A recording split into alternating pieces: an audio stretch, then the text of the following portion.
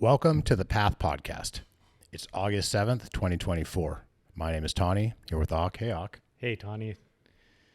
Life is really passing us by. You know, it goes so fast. Oh, man. I was just thinking that, we're halfway done with the year. Yeah, But we're not. We're not. We're more than that. We are. We're almost like 2/3 of the way done with the year. Right, like a little over 7/12. Yes, exactly. That's a good way to think about it. 7/12 plus 1 week. So, yeah. And then time as well. I mean, just years are passing by. So I had my 50th. Thanks for coming to my party. No, thanks for That was inviting pretty cool. You and Andrew did a speech. I've never had a speech at a party before and made me feel 50 for sure. Maybe that's what people do of a certain age at parties. It was good. It was very complimentary and flattering. Yeah. Made me squirm. I think that's what's supposed to happen. Okay. It's been weird, you know. I was kind of down. There's been a lot of life has like peaks and valleys, right? And I would say for a lot of 2023, I was walking through some valleys. Sure. With closing Live Oak and, opening this shop was a peak, but also getting there was a long, hard valley. Yeah. Doing the Lightspeed transition was a long, hard valley. And then, grieving the loss of my father who died last year. So it's been a lot. Right. And then turning 50 and kind of thinking like, wow, like there's all this stuff I always want to do that I keep saying I'm going to do. And now I'm 50. Peaks and valleys, Tanya, I've walked with you through those, turning 50, I was going to say it's, we're maybe not going to make it to 100. Probably not. So, you're I wouldn't bet. I mean, yeah. You have less than half the amount of time. Yeah. So I wrote some stuff down on a piece of paper and posted it up in my mirror. And It's been like 4 weeks and I've been on this like crazy regimen. Yeah. Of Monday night, I've been going to this improv class, which is super out of my comfort zone, but also just something I wanted to try. Sure. So I've done 4 of those. That's been fun. I've been going surfing every Monday morning. I haven't really surfed a shortboard in at least 10 years, just a tiny bit. Right. And that's been, in order to make that fun, I have to lower my expectations a lot, which is cool. There was a period when we were surfing together. Yeah. And I think you busted out the shortboard periodically. I feel like I only ever longboarded with you. Maybe I'm wrong. Right. I'm not totally certain. Right. So that, and I've always been a grappling fan, and I've taken a few classes here and there, but I've been going to jiu-jitsu every week, at least twice. Wow. Which is really rad. Right. Well, and that kind of gets you to an adjacent sport that in high school, you were a very accomplished high school wrestler. I was pretty serious about wrestling in high school, and I miss it. And, there was this, after going to some classes, I was walking around and I was like a little bit sore, but I just felt so relaxed and at ease. And, people talk about martial arts classes kind of giving you confidence. Right. And I think a lot of people hear like confidence that they can defend themselves. Right. And there's this thing that's not that. It's the confidence of having done something hard. Right. And the confidence of being like a little bit tired. Right. And maybe that might take the edge off a little bit, right? Like, it's hard to, when you really put a lot into something like that, it's kind of hard to be reactive about other stuff. Sure. And sure. everything else seems kind of easy. Yeah. Even climbing up hills that are still it feels like the same feeling, right? But that feeling of like my body protesting is not nearly as much as if like 8 rounds of 5 minutes, 8 times of 5-minute rounds of sparring in when there's someone strong like on top of you trying to choke you. It's like really a different sense of this is hard. Right. It's almost an embracing that part of the the pain cave, if you could call it that. Well, yeah, and like there's these times when you want to tap out, even though you're not being submitted, just because you're like like it just sucks. Right. Like not doing that is Right. kind of so to me, it's not so much the confidence that I could like do jujitsu on. So I don't get in fights, and like I always kind of have probably unreasonable confidence about that anyway. Like so, but there's this kind of just smoothness to everything. It's like I've been meditating every day too, so that's probably part of it too. That's super anyway, helpful. My friend Pat said that he's doing this 50-year-old renaissance. Okay. And I like that terminology. And this is part of renaissance. This is part of it. You kind of write down some personal reflections. They're probably not just like physical goals that you do, but maybe some. No, I'm writing more. Got it. Yeah. Right. But your initial kicking this off, And I'm doing some drawing. Okay. Oh, fantastic. Just generally trying to do things that like maybe like little boy Tani would have wanted to do, but like not like the part of little boy Tani that's like still just inner Tani, not like right, exactly. Not the problematic little boy Tani. Right, exactly. So right. I mean, I think there's probably a reason that adult coloring books made such a big comeback. Yeah. Right. So. Yeah. And you're looking strong. Thank you. I got off the sugar too, which, I'm usually more of a savory person, but I just somehow, I'd stopped drinking or mostly stopped drinking. And I feel like I maybe kind of substituted, like my body wanted something. Right. And I think sugar became the thing for like a year or two. Oh, right. And I cut out, I still eat fruit and stuff. Right. And just normal food, but anything that has added processed sugar in right now, I'm just not eating it. So what were some of the refined, like added processed sugar things that you were? Well, I mean, right now I won't even eat like the dipping sauce that has a few grams of sugar in it. Got it. But my favorite snack is peanut butter and jam. No sandwich. Oh my dude. And I might put some butter in there too. Oh my gosh. Yeah. So, strawberry jam or apricot jam. Strawberry is usually my favorite. Right. And it's healthy. It's strong. It's got strawberries in it. It's got apricots. I will get the low sugar. I used to get like the low sugar jam. Right. But it's almost like, I don't know. I like jam. Yeah. Oh my gosh. Cookies and ice cream are good. But honestly, like, I'll almost go with strawberry jam over ice cream. I do like a good bitter chocolate ice cream. Sure. Oh my gosh. Yeah, I agree with you on that. But I think maybe this is the first time in my adult life that I'm off processed sugar and alcohol too. So that's a thing. Yeah, that's really interesting. And, I think you had mentioned like maybe the excess refined sugar is like helping to retain water. I feel like I was bloated. Like I would get like the bloating around my socks, and like I just felt like your ankles even my face bloated. was bloated. And I think the sugar does that to me. Yeah, I could understand that. Well, yeah. That thing when you're excited about something and you think everyone should do it, and you try to talk everyone into doing it. Are you kind of that right now? I am that on jiu-jitsu right now. Oh yeah. Because I think that there's something about like strong physical play. It's pretty gentle. Right. Like everyone's trying to learn techniques, and if you're stronger than someone and using that doesn't help you learn a technique. Right. And also, we're not trying to hurt our training partners, and no one wants to get hurt. It's very much like a game. Right. And it's a 3D game, and it's strategy and it's tactics and it's knowing moves and it's being able to string them together and everything, just like any other game. Right. But I think also having that. I kind of sometimes have a chip on my shoulder. Sure. I like to think I do a good job of moderating it, right. And like not having it lead to problems, altercation, yeah, or even interpersonal conflict too much. Hopefully, sure, yeah, totally. But I definitely feel it. Yeah, totally. I'm the same. Right. Internally, I feel the impact of having that chip on my shoulder. And I feel like having that strong physical play with contact without violence on a regular basis really helps take the chip off my shoulder. Right.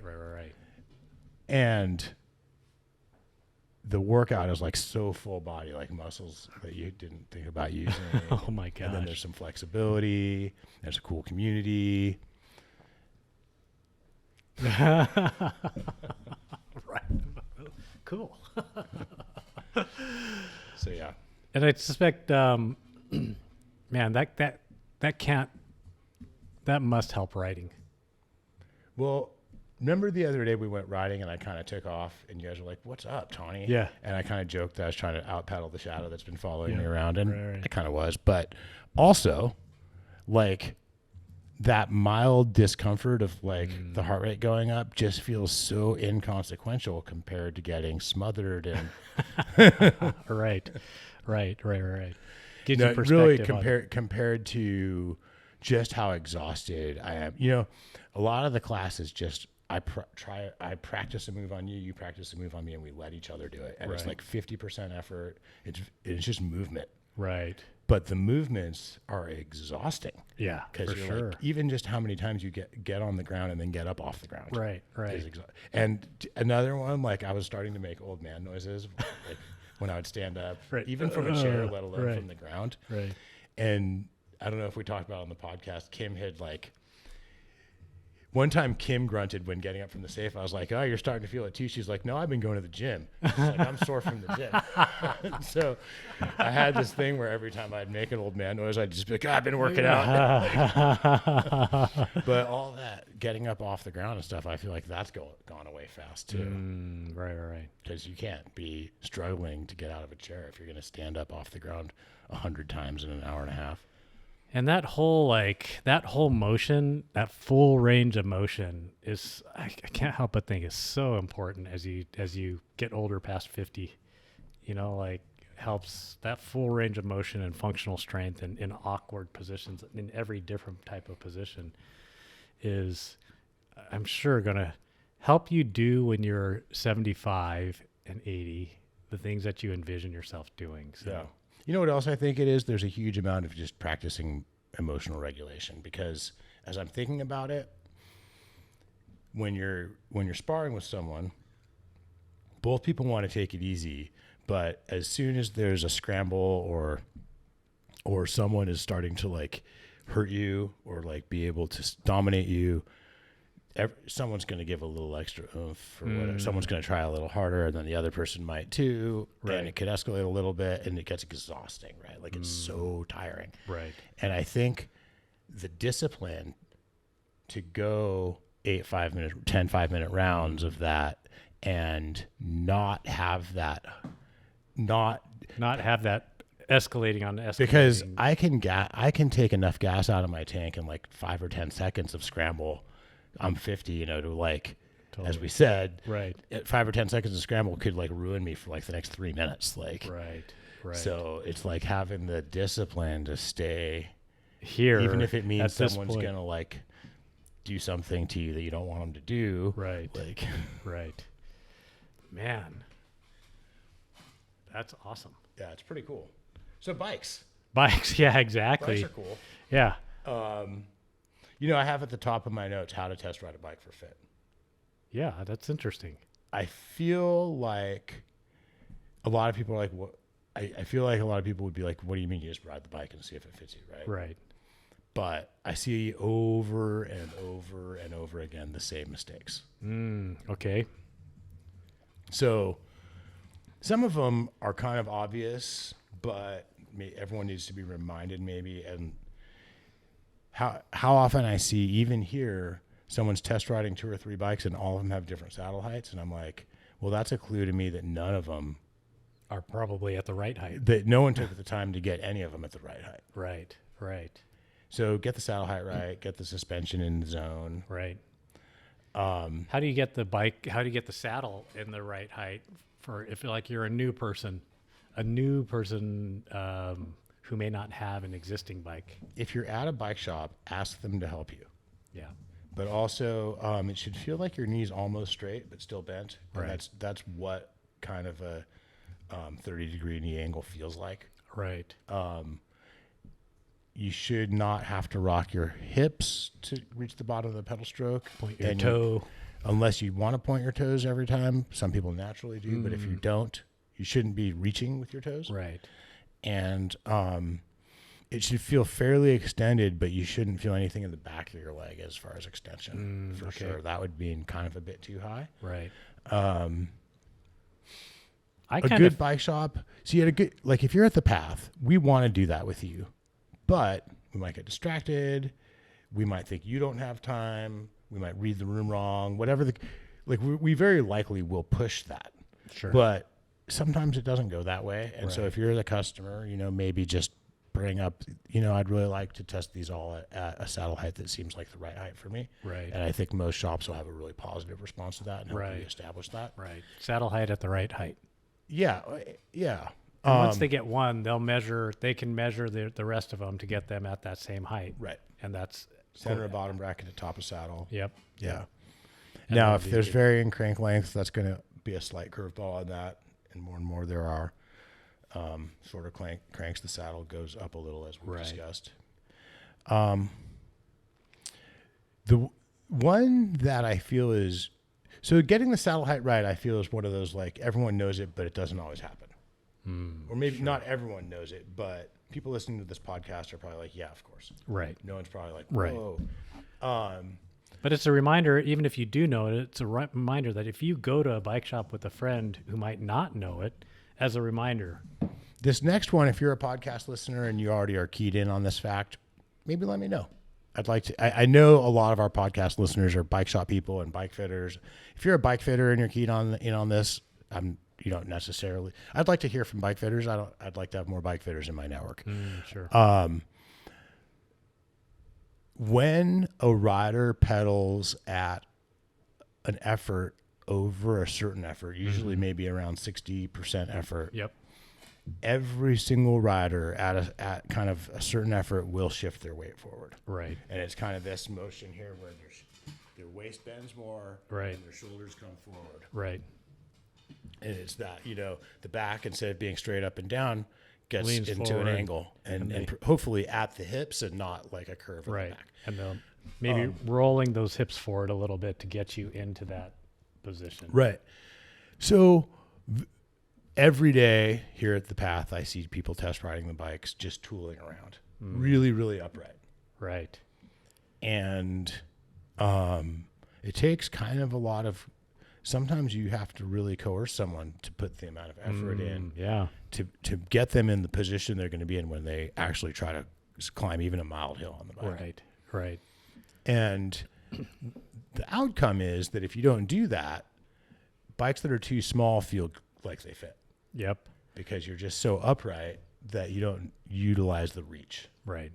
And yeah, a lot of bikes will feel right if you're just sitting upright pedaling. Yes, if you're light pedaling, sitting upright like a beach cruiser or a townie bike, you don't need a lot of reach. Right. Yeah. So what would be a sign if you do get on the bike and you are able to, put that 60% effort in, what would be a sign that maybe the bike is too small for me or too big for me? Okay, let's take a step back from there. And I want to talk about a sign that the bike may be too small or too big. Okay, sure.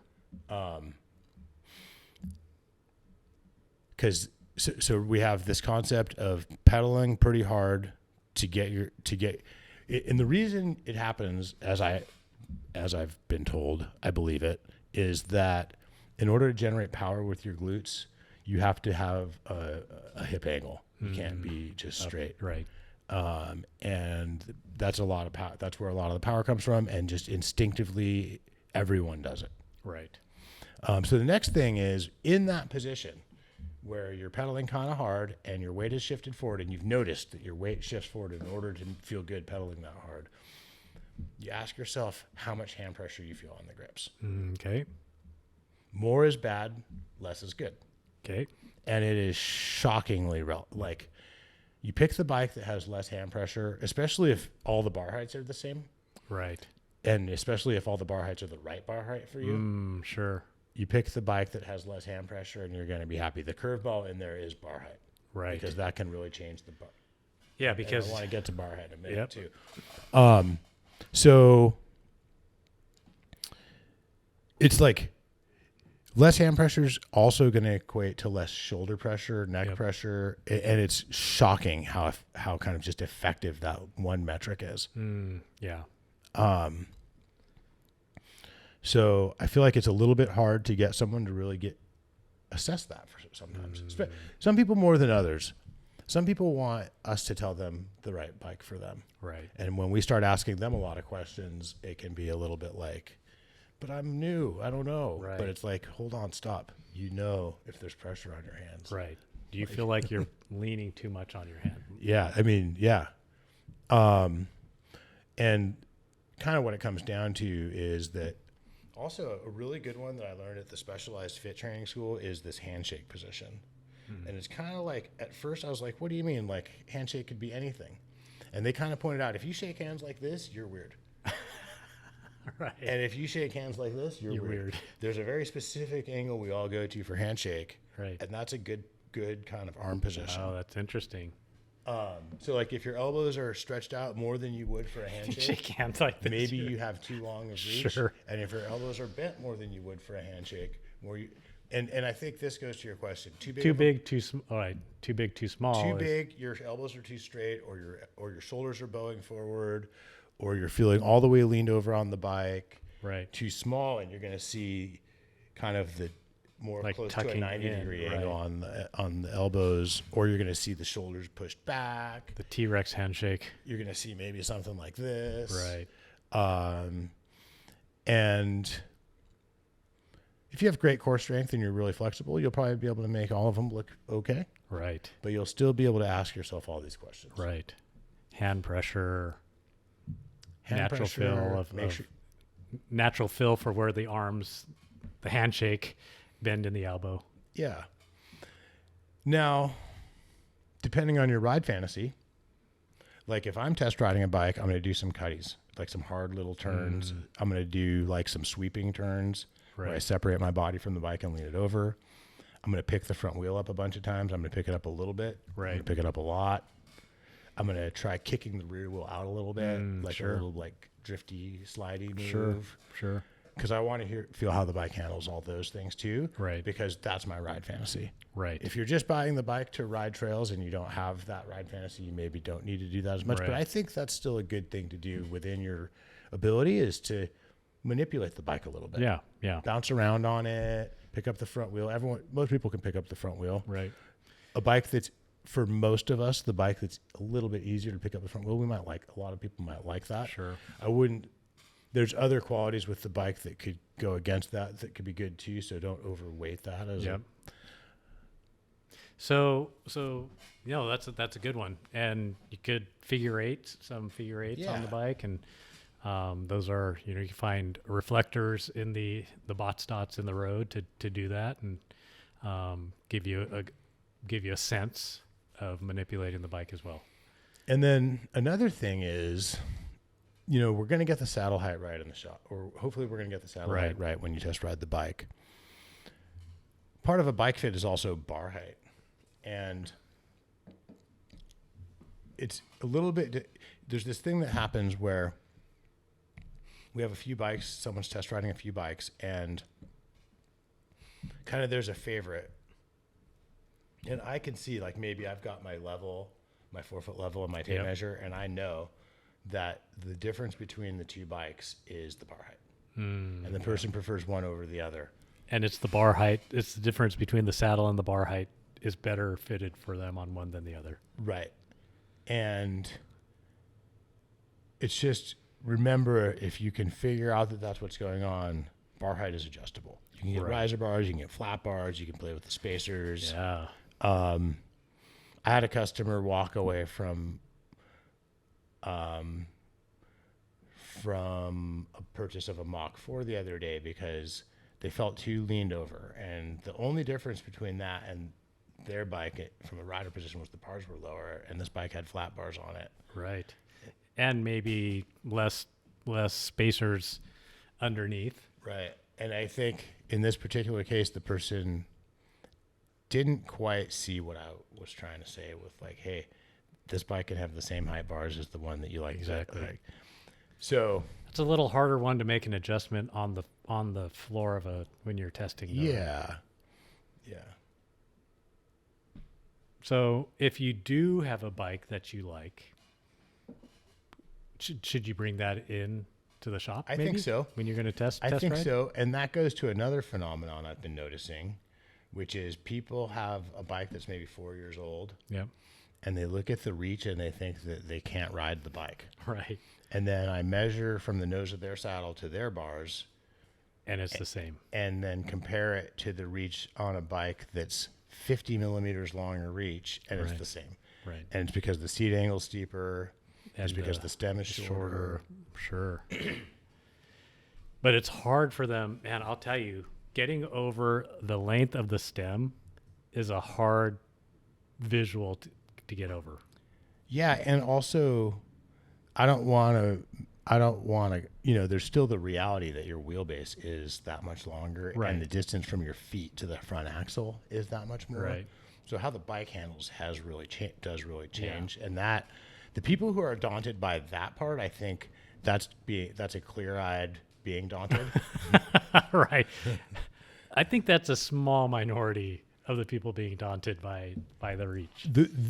I hear a lot. These long wheelbases, I'm concerned about switchbacks. Oh, And I okay.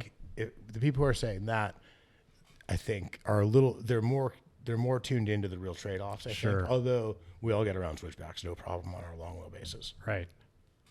I don't know. Maybe I almost feel that once you get used to the long wheelbase feel of what a switchback is doing, like how does a long wheelbase feel on a switchback, and just committing to that feeling and being comfortable with that. Yeah. To me, I feel like it's almost more confidence inspiring once you get used to that. Old school geometry, if it's a steep switchback, you're like doing a wheelie around it by Right. accident, right? Right. Be in the back seat and Yeah, exactly. But with the newer geometry, really stable. it's really stable, and really committing to the outside line with a hard cut back to the inside. That's a little bit more commitment, but I think it is more rewarding. And once you get used to that almost falling around a corner feeling, is more confidence inspiring. Anything else on how to test ride a bike? Let's see. Make sure the suspension is in the ballpark. Right. So If like one shock is way too soft, it's going to really mess with how the bike sits. right. But they might actually like that feeling. Like if you're test riding, But that's also misleading. it is. I totally agree with that. It's like, oh, this one's way more plush than the other one. Or I really like this one. It's all low and planted. You just have no air in the room. Right, exactly. And don't trust your eye when looking at it, because we were riding. Which one was it? I think it was. Oh, it was my fluid, and one of the folks that we ride with regularly, man, they just kept saying, dude, I think you're 50% through your stroke on that shock. I'm like, I don't think so. Dude, that can't be right. And I went home and I measured it, and it's right. So gravitate measure, if you're checking the sag, super helpful. Totally. So, yeah. So how about a way not to tell the size of a bike?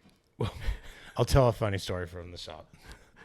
Overheard, Kim is helping this guy out. He's new to riding.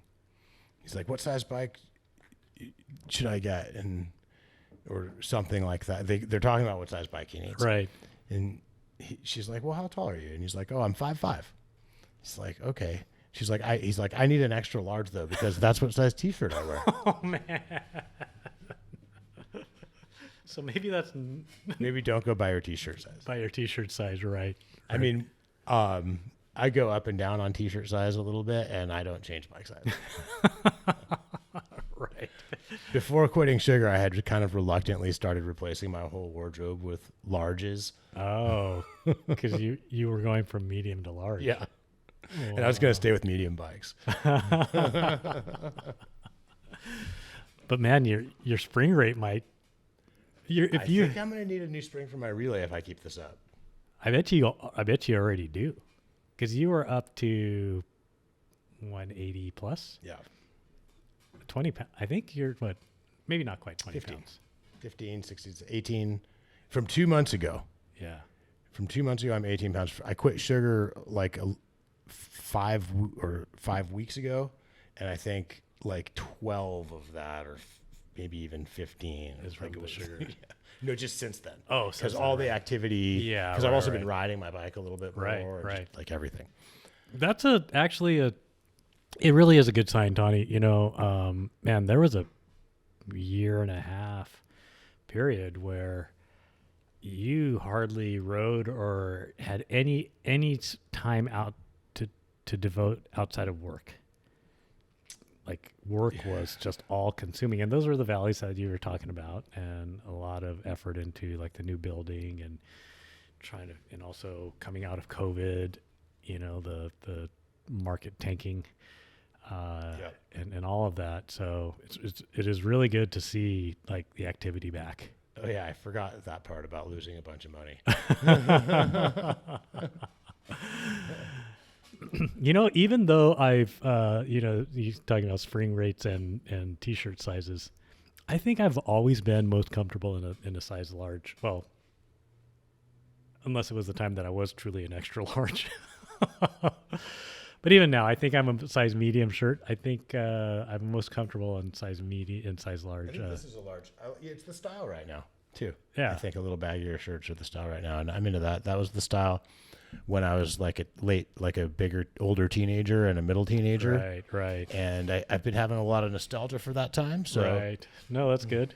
And man, this is kind of an interesting time. You guys have some really cool Patagonia path branded shirts, short sleeve, long sleeve, sun shirts, hoodies, like sun hoodies. Right. We got new Patagonia in stock this last week too. Not path branded, just all the new fall collection, or I guess it would be. Right. Man, how about those Terrebone joggers? Is that what you're wearing? No, these are just like 9-inch running shorts. I forget what these are, but they're 9-inch running shorts and zippered pockets, which are excellent. 3 zippered pockets, 2 on the sides, 1 in the back. I need something with no pockets or zippers for jiu-jitsu. Oh, right. Yeah, no, the Terrebone joggers won't work. But side note, when we get all the new Patagonia stuff in, a bunch of old Patagonia stuff goes on sale. So check out our website for that if you want. Yeah, for sure. Also, as far as stuff on sale, remember we had the Trance 29 2s and the Trance X 29 2s for $19.95, and they were selling like hotcakes. Right. And I think Giant ended the promotion that we were doing or whatever. Yep. And we had to raise the price up to like $2,200, which doesn't seem like a lot more, but it was the difference between like 10 a week and like 2 a week. Oh, wow. Yeah. So they're back to $19.95. Oh, okay. So that's a smoking deal. That's a smoking bike. And the Trance and its popularity and its multiple use, range of use has been for, probably, I feel like 15 years. Remember, I think you could make a great argument that the Trance is the epitome of it, is the like old, kind of like the benchmark trail bike of all time. Yeah. It's the most trail bike every year. I would agree with that. Remember Jake Sunshine? He ripped that thing. He rode that Devil's Butt Crack section. Yeah, right. Porcupine rim on it. Yeah. Yeah, he was really, really confident on that thing. He's a strong rider. Yeah, that was just a straight Trance as well. I don't think it was a Trance X. He might have had some parts on it. Yeah, for sure. I mean, it was definitely X'd it out. Yeah. So, man, that was a Sunshine. If you're out there, oh, he's out there. Give us a shout out. Yeah, give us a call. I miss you. I miss riding with you. 100%. Come visit us, or maybe we'll come visit you. Yeah, for sure. Another bike. I think I've been in here. We come in a little bit early. Jake comes in even before me to get the podcast set up. And I think at least twice, if not 3 times, I've come in and I've watched a sale completion of the Trance E Elite Plus. Those are super popular. We got more of those back on crazy sale pricing too. Like the 2s and the 3s. And the 1. Oh, and the 1 with live valve at like, I don't know, 30% off or something. Yeah, that is a great bike. Full power, super light, slightly Range smaller. extender in stock, Ooh, range extender I in think. stock. Yeah. If not, it will be again soon. Yep.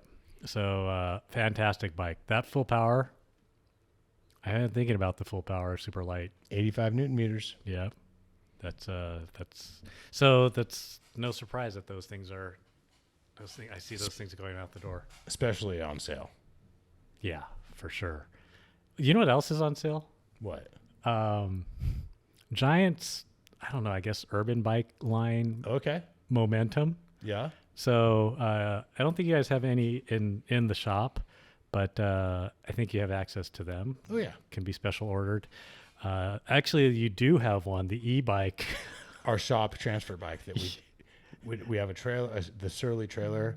We can take, I think, 4 box bikes to FedEx on it. Oh my god! So like instead of firing up the shop van to take bikes to FedEx, partway through the day we load that thing up. And Yeah. Do it again later. What is that bike called again? I forget. It's the forget cargo. too. It's the cargo bike, the heavy Yeah. duty cargo bike. It's not even a 27-inch wheeled bike. I think it's like a 26-inch wheeled bike.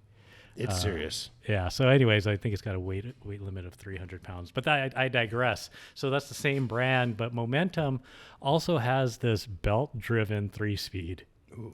internal rear hub. No derailleur, belt drive 3-speed.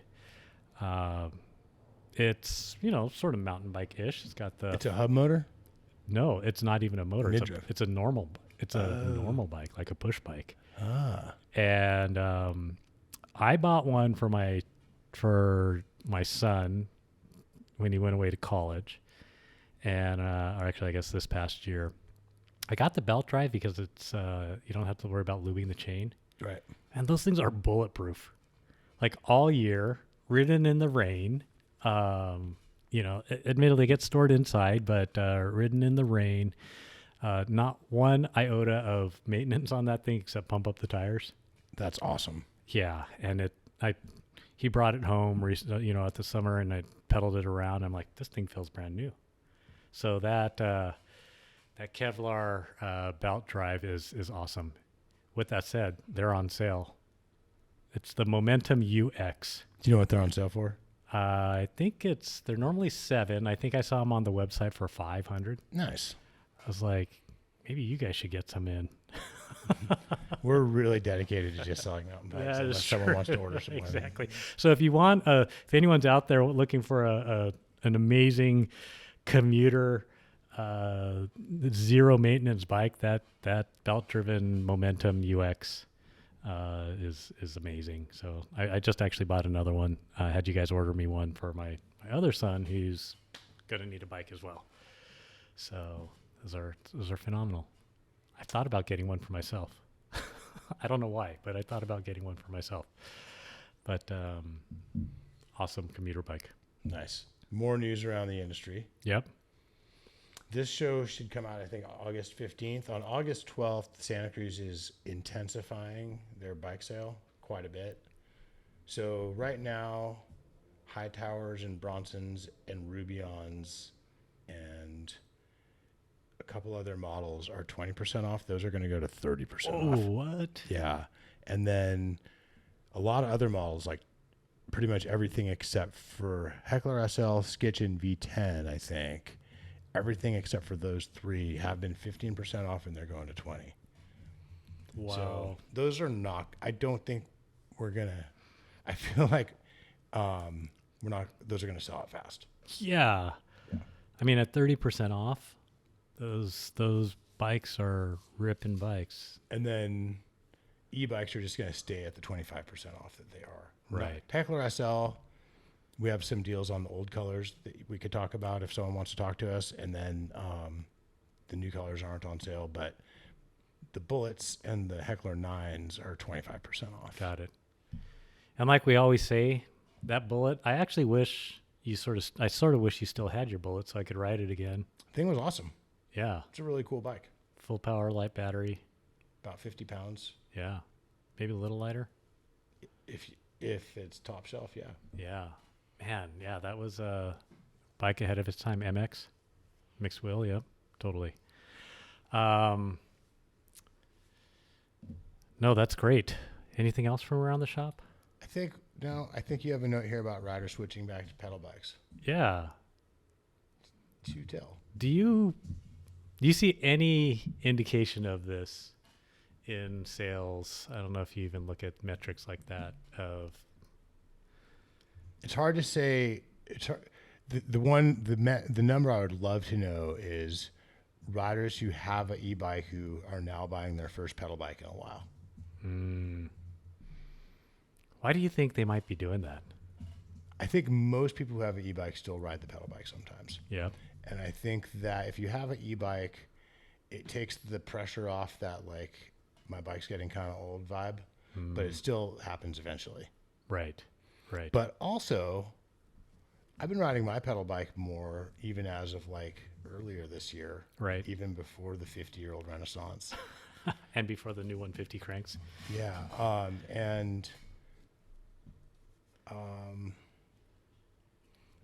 Sometimes I catch the vibe early. I don't know. That's part of how I make the shop work. Right. Right. Well, and you got on a Shadow Cat, and then you got on your Switchblade. That's new true. Switchblade. Yeah. And that new Switchblade, I was just talking to somebody about the new Switchblade and about the difference in reach, the capableness of that particular bike, surprising capableness of that bike. Maybe it shouldn't be surprising, but at least to me, it's surprising. Yeah, because this, my friend was, he moved over to e-bikes and he's puts on a lot of miles on his e-bike, and he, maybe like you, has lost a pretty considerable amount of weight, way more than you. Nice. Have. And he's like, I think I want to go back to the push bike, to the pedal bike. And so he's really looking into the market. And I was thinking about myself, the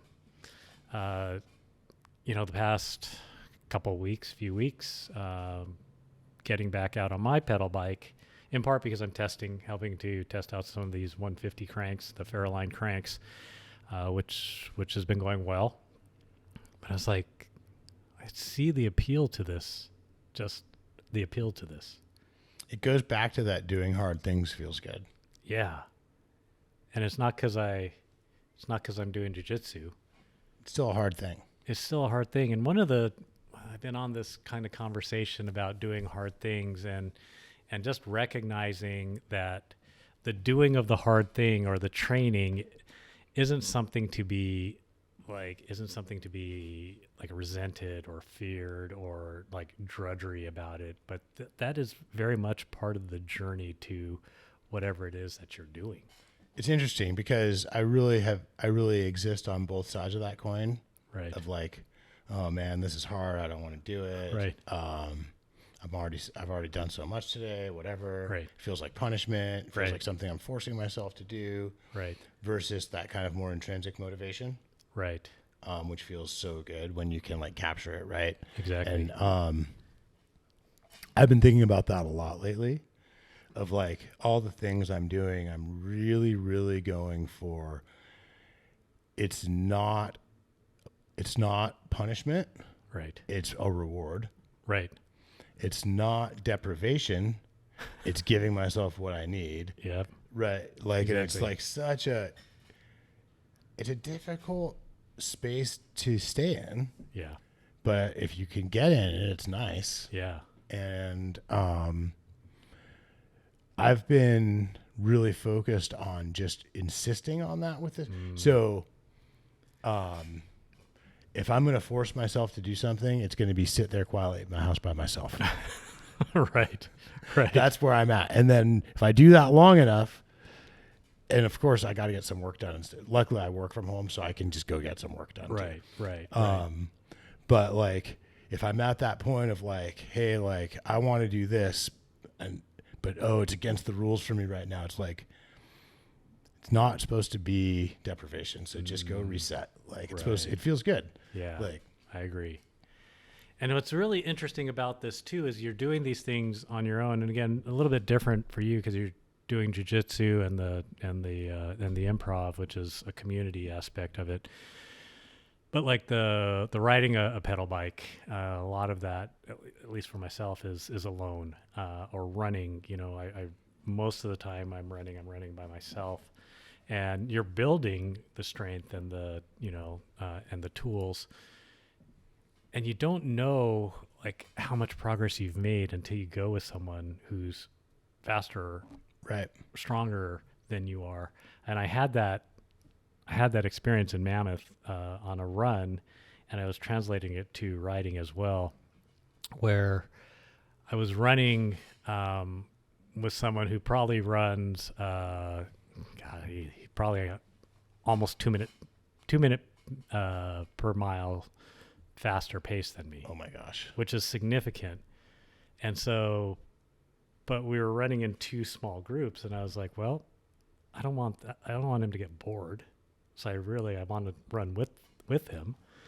And so I'll go run. And in the middle of it, I was having this conversation with myself.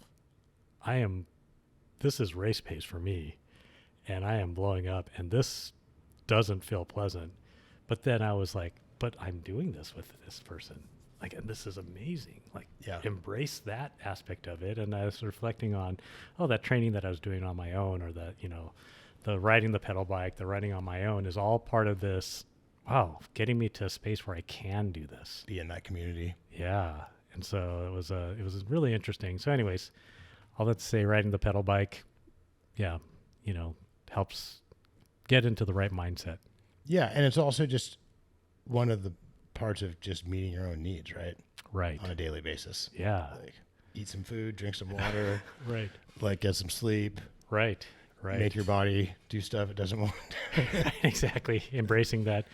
But it just made me think, I wonder if people are, as you ride your e-bike, there's a certain amount of like liberation about doing maybe twice as many laps as you would have, building certain skills, and getting the satisfaction of that, getting more comfortable with being on a bike in different places. Training. If you want to train low, and I mean, my understanding is if you want to be serious about training, you need to spend a lot of time in like low level cardio. Right. Which e-bike's great for that. Yeah. And then you hop back on your pedal bike, and maybe that you'll be pleasantly surprised. And I have like, whoa, I haven't ridden this, and it is a different kind of like workout, but it's definitely I can do this. So I was wondering if maybe more people, if anyone's moving back to e-bike or pedal bikes. I think some people are, and I also think, that thing happens where it's like you have a sweet new e-bike that you let's say just for sake of an argument, you have the previous generation Switchblade. Yep. And it's getting kind of long in the tooth. Maybe you've had a few drivetrains on it, like maybe 15 brake pad pairs or something. Sure. And maybe a bunch of different tires. And it's a little outdated. Maybe needs another new drivetrain. Maybe it's starting to need a new fork or a rear shock. Yeah. And it's like you've bought 2 new e-bikes in that time, because first maybe you got this Switchblade in 2019, right? 2020, right? I think that one existed in 2020. And then maybe you got, say, like in 21, maybe you got the original Shuttle AM. Right. And then now you have the new Shuttle AM. Right. And the geometry your next bike is likely to be a muscle bike now, right? Like you've had 2 new e-bikes since your last new muscle bike. Right. I think a lot of people are kind of in that spot. Right. And then once you get your new muscle bike, you ride muscle a little more because, of course, whatever your newest bike is, you want to ride it. Exactly. And you might be surprised at how enjoyable riding the muscle bike is. Yeah. Because you're 2 generations back on your muscle bike, and now you're 2 generations forward. So that's true. Even apart from the new bike phenomenon, you have a different type of fitness, but you might find it enjoyable. 100%. So, speaking of cool e-bikes that are out there, we put out for listener questions before our podcast. We got a couple, and Mike Motner is riding a relay. So Mike Mottner is on Transitions Relay, and wants to hear our thoughts. Again, Does he have any actual questions? I don't know. I Just think what our thoughts are. just what our thoughts are, because I think he's on maybe recently on one. Okay. So 10,000 foot view. sure, let's start there. It makes an out of shape person able to more or less keep up with the fittest riders. Yeah. And it descends as well as just about any enduro bike. So it just makes you feel like Superman. Yeah, that's a good point. And I bet you if you put, so maybe getting a little bit quickly into the details, I bet you if you put downhill casing tires on it, you could still keep up with the fittest riders, and maybe it even shifts a little closer to the downhill feel. Right. Especially if you put the PNW longer shock. So the relay, you can set it up in two different setups. One is 170, 170, or That's true. yeah, that's right, 170, 170, and then the other, 160, 170. No, it's 170, 170, and then the other is 170, 180. Oh, my mistake. I think the regular relay is 160, 160. Oh, right. And the PNW is 170, 170. Got it. I have mine 170, 180. Okay. I have mine 170, 170. Yep. Okay. So that's good. Yeah. So when you have it and it both are MX mixed wheel. And I was riding mine against the advice of transition in the low position with the MX and the long stroke. Right. But I'm not right now. I'm trying it in the high position. Right. I mean, so so you can get that at like 62.5 degrees. Yep. Head I think angle. that's about where mine is. Yep. And so that's legitimate downhill. Maybe it was slacker when I had it in the low position. Oh gosh, possibly. 'Cause I don't know if that's on the chart. Right. I was off the chart. That is very possible. And the reach on a medium's like 455, so that's like pretty modern, but not. I think I would suffer with that on a muscle bike at this point. I think I can manage a shorter reach on an e-bike than I can on a muscle bike. See, and 455 is a shorter. And the reason Tani and I are saying that is because some of the newer bikes that we're riding, like the Fluid VLT and the new Switchblade, is like closer to 470 on a medium. Like plus or minus, some are, 470 roughly. Yeah, I think the Switchblade is 468 or something like that. So, but it's very close to 470, much longer than the 455. So, yeah, and that is very true. It's a longer wheelbase because of the angles and everything than say a shorter travel e-bike, even with the longer reach. But I've noticed, because I was riding my Fluid VLT for a number of rides without having ridden the relay, and now I'm back on the relay, and the stability through high-speed chunk is noticeable. Yeah, when you drop those heels. Right. When you drop the hills, yes, and then also when you're cornering through a little bit higher speed chunk, and you're pushing the gas pedal on the outside, the stability is noticeable. Yep. You got to be a little more committed on switchbacks, right? Like I was talking about, because it is a longer travel, longer wheelbase, slacker head angle, but like I said, gets around every switchback that we ride here with no problems. I recently put an MRP lift compression damper in mine. How's that? It is it's excellent. Nice. It's excellent. What do you notice? So my Zeb, I have a Zeb on it set up at 180. I actually did a coil conversion, the Vorsprung smash pot coil conversion. Smash pot? No, I feel like that's wrong. Sounds right. Yeah, the coil conversion from Vorsprung, I put that in a while back, and then I was riding with the stock 2.1 charger damper, and then maybe I have like 7,500, maybe 10,000 feet of descending on the new lift damper. So it's really interesting. I feel like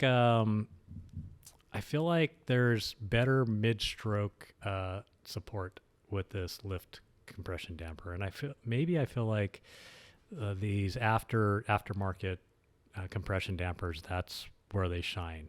And I can't help but think maybe that's because of how they tune it for various weights. So you send them how much you weigh, and I have the yellow spring, so I think I'm smack dab in the middle of what that weight range is for that shim stack or that tuning. But yeah, really feels like rides a little bit higher in the travel, a little less divey. Still moves when you like. It's still fully plush. Still fully plush. First couple rides, it took a couple rides to get this tuned, and I think I started with the rebound too slow, so I was speeding up the rebound a little bit more, and that really seemed to. I think that was the issue, not so much the damping. So yeah, it's pretty cool. They're super responsive. The company itself is super responsive with customer service. I ordered mine, got lost in the mail, and they were super quick to, they're like refund or ship me a new one, whatever it might be. They're super helpful. So shout out to MRP and their team. I think the shop can get them as well. Yeah. So, yeah. That's awesome. Other thoughts on the relay? We're pretty regularly getting 4,000 feet of climbing on full boost. Yep. Yeah. That's with steep trails. I think if the mileage were longer, you would get a little less feet of climbing. Right. Yeah, that's really interesting. 4,000 feet on full boost. Nitpick, some people lose their battery covers. Yes. And I haven't lost mine yet, except on your car. Yes, exactly. My car has lost 3 battery covers. Yeah. I get a little battery clack sometimes. Okay. I think I know how to fix it, and I know other people have fixed theirs. It doesn't bother me much. Right. But I mean, it's something that I think it deserves to be noted. I think the Fazua motor has the smoothest start and stop right now of anyone. Yeah. And I really like the cadence. Like, I like that I can pedal out of the saddle and it doesn't feel lame. Right. Every other e-bike I've ever had, pedaling out of the saddle feels lame. It's like it's okay in a greater range of cadence, like a slower cadence. It's okay in that, and how it starts on steep is so good. Yeah. Like literally, we'll be spun out and stop. Right. And start in the same spot and get going again. Yep, I agree with that. And the that turbo boost, the 15 seconds of extra turbo boost is awesome. Oh, and if you don't have the app, get the app is another thing, I think. Yeah. And I don't know why. I must deep down inside have some sort of resistance to that app. And I think there's a consumer version of the toolbox too, where you can really adjust your power level, like your mapping of the setting of the levels. Right. Because I think Tyler here at the shop has kind of played with that a little bit on some of the longer rides. So. And I think the relay comes mapped for a lot of power. Yeah. Maybe more than other bikes come even. Right. Yeah. So to that point, Tyler here that we ride with has a relay, remapped his, I guess it was Eco and the Eco, are there only 3 settings on the Fazua? Yes. 3 settings, right. So Breeze, river, and boost. It's not boost, but so the Eco isn't really like Eco on a 5 setting bike. Because sometimes on a 5 setting bike, that Eco is really Eco. Really low. Really low. The Eco is still fairly helpful. Right. And so I think Tyler nerfed his eco setting on the Fazua and was able to it adds, but he was also able to do a long ride on it. He did Harding drop him with lots of room to spare. Yeah, right. Before he did that, he ran out at the end, or almost ran out. Right. And that's a 27 mile, 4,700 foot climb. So that's a long ride with a lot of elevation gain. Fantastic bike, and hope you enjoy your relay, Mike. What are your latest feelings on your 150 millimeter crank experiment? Wow. Yeah, I've been putting some more miles on the pedal bike with 150 cranks. How many hours do you think you've got on them now? I don't know. Let me see. Not a whole lot. Maybe 6 or 7 hours. Cool. So, but this last ride I did was about an hour and a half, mostly pedaling, kind of like an XC, very XC-ish ride. And the 150, I think maybe I need to get a 30-tooth chainring. Yeah, that would make sense. I'm riding on a 32 right now, and I think I need to shift down to a 30. I think that would be helpful. I don't know. I might end up on 155 cranks. Right. Me too, maybe. I'm not sure I'm ready for 150s. Well, and I also think it's a process. I think maybe we would end up on 150s. Maybe eventually. Yeah. I've been giving a lot of thought to that. I think go from what were you riding before? 170. So your feet are 40 millimeters closer to each other than they were. Yeah. Yeah. It's a lot. So have you slid your saddle back at all? I slid my no, that's a good point though. Might be something to check out. Yep. Yeah. I definitely need to I think raise my saddle a little bit. What about the descending? Any new revelations on descents? No, just all the things that we've talked about. Yep. And body separation from the bike. More body separation. More Yep. That's why I think for sure we need to get some ISIS versions of these so that I could just straight ISIS so I can put it on my Bosch motor. 150 on the Bosch. Yeah. 150 on the Bosch. Maybe I'll do a crowdsource fundraising or something. Exactly. But it has definitely made me realize I'm going to go 150 on an e-bike. The guy who Rob, the guy who did the engineering and drawing of the cranks, he's ready to go to make ones for Fazua and Bosch and everything. He told me the number to design them. It's not too much. Right. Because we would just use the same arm profile and we just need to design the spline interface. Right. And the offset. Right. So. Yeah. So anyways, but it is interesting. And again, that probably has to do with, e-bike, the type of workout you get on an e-bike versus a pedal bike. And that slow cadence up the hill, I think I am noticing, and that's where I think one gearing down. Yeah, you've lost torque. Right. It's literally, you haven't lost horsepower, but you've lost torque. Yep. And that's what I'm experiencing. Yep. So how about you? Have you been riding? Yeah. I feel like the climbing is getting easier and it's messing with me less and less. I almost am to the point where I'd have to try longer cranks again to say how much it is or isn't messing with me. Right. I am still not totally confident on gnarly downhills on them. Like just having my feet, my weight distributed different. It's taking some getting. Like I see these ways in which I'm benefiting from it. Right. But I think it's kind of a little bit messing with my timing and my positioning a little bit because I just don't quite know how to be on them yet. Yeah. I've probably ridden four times. The other thing is, it's interesting.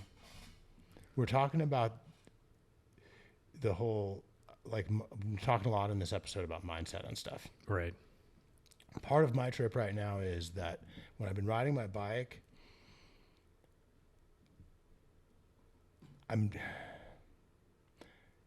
I'm not going to like full charge. You know, there's a feeling that I don't get on every ride that I kind of maybe am seeking sometimes. That Right. is like kind of that like jolt of like maybe some fear. Oh, right. I don't know if that's the right word. No, I understand.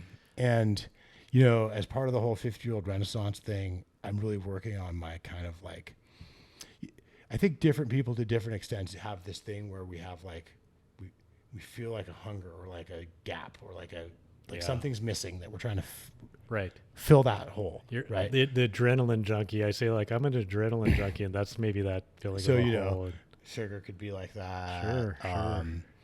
And so I'm still having tons of fun on the bike, and I think I will go back to like really pushing my limits on the bike. right. But right now I'm having this experience where as soon as I get to the point where I feel that kind of charge, Right. I just want to back it off a little bit. Like I'm trying, and I think maybe I'm waiting until I'm past a certain point. Like you asked me to go have a beer with you the other day. I'm Yeah. like, you know what? I think I'll be ready to have a beer with Yeah, you in totally. a while. And I'm just waiting to be at like a certain place. Right. To where I know, and the place I'm waiting to be at is to where I feel really, really sure that what I'm not doing. Is filling a gap. Yeah. Yeah. That's a very, very self-aware. So my riding is a little different lately, so that it's hard for me to like Yeah. say exactly how much of it is that and how much of it is getting feeling out the cranks. But I feel like I'm a little bit, and I think you would have to be someone who rides with me a lot to even see the difference. Right. Like, you would tell the difference, Right. but I think the average person that I ride with, like I Wouldn't run be into able on the to. trail sometimes, maybe wouldn't be able to tell the Right. difference. Right. And it's really just like me on a day when I don't feel like pushing it is how I'm riding all the time. Right. Which is, But you've it's a seen that different. lots of times. Yeah. But it's a different motivation for why you're doing. it. Right. And I don't know. One of the things I don't know, I have this one theory is that I'm going to get past this point. I'm going to feel like, yeah, like I can indulge in that kind of like excitement without kind of relapsing into like addictive behavior about it or whatever. Right. Which is, you know, it's really, whatever it is that I'm avoiding, it's really not something to be real upset. Like, I don't think it's that big of a deal. Yeah. If that's how you distract yourself and by like riding your bike and getting Right. Right. some adrenaline or whatever. But, It is interesting because I think there's this overlap of also the trails that we've been riding and the group that we've been riding with caters to that like we're not riding the biggest and steepest of trails. right. And so like what we're riding when we get done with it, they are very aggressive trails. But when we get done with it, these are not nearly the most aggressive trails that Right. we've ridden. And so, but at the end of the day, we're like, that was a phenomenal, like for me, I get done, I'm like, that was one of the funnest midweek rides I could have. I want to clarify. I don't have any judgment for like past Tani who like had fun Yeah, doing, totally. and anyone else like, and especially too like, this is just a project that I'm working on. Yeah. Yeah. So there's that. yeah. Short cranks. Yeah. Yeah. So like, yeah. So the short cranks, one, like getting used to the timing of, your feet being so much closer. And then also, yeah. So that's part of not charging as hard as you can, but then also you want to be able to do this from a place of strength. Like what you're doing is from a place of strength, not a place of need or, to fill. Yeah. And another thing that I'm curious about, remember when I broke my ankle real bad about Yep. 13 years ago? Yep. And we talked quite a bit about it on the podcast back in the day about how I adjusted my riding style after that. Mm-hmm. And the gist of it is that I changed my idea of what being in control is. Like Yeah. I upped the level of control that I perceived to be being in control. Right. More deliberate and intentional about my riding, like more specific about my lines, more specific about like, that thing where all of a sudden you're just kind of like front wheel, back wheel, just like, no, like I don't ride like that. Right. Like anymore. Right. Like vibes. Like, not that I was ever going for that. Right. But there were times in a certain situation where you were pushing to that space. Or another way of saying it is, if I don't feel like I can maintain smoothness and rhythm, I stopped being into it. I want to be able to, I want to do what for me feels like it's smooth and has rhythm Right. and like, and you know that thing where you get bounced out of rhythm Yeah. and like, that doesn't mean you're going to crash. But if something bad happens while that's happening and then another, like that's how you crash is a couple things like that. Right. Right. So if you never go out of that rhythm, you're like a lot safer. Right. Like, Right. It's like it's just like, what amount of not being in control are you allowing yourself to be? Yeah. And I feel like that slowed me down a little bit at first, but then made me faster in the long run. Yeah. And, you know, like again, riding pretty regularly with you and in a group of people who are all good riders, is you definitely always have to get to a certain pace to be in that rhythm, because too slow and you are out of that rhythm as much as if you were on the opposite edge of it as well. To a degree, and depending on the trail and the feature and everything, right? Like certain trails and features have to be ridden at certain speeds to work. Right. Others less so. And there's also, you can adapt your lines and stuff if you want to ride it slower in rhythm. Right. I think you can do it slow, but you have to be aware of the trade-offs. And it's easier to get hung up on stuff when you're going slow. Right.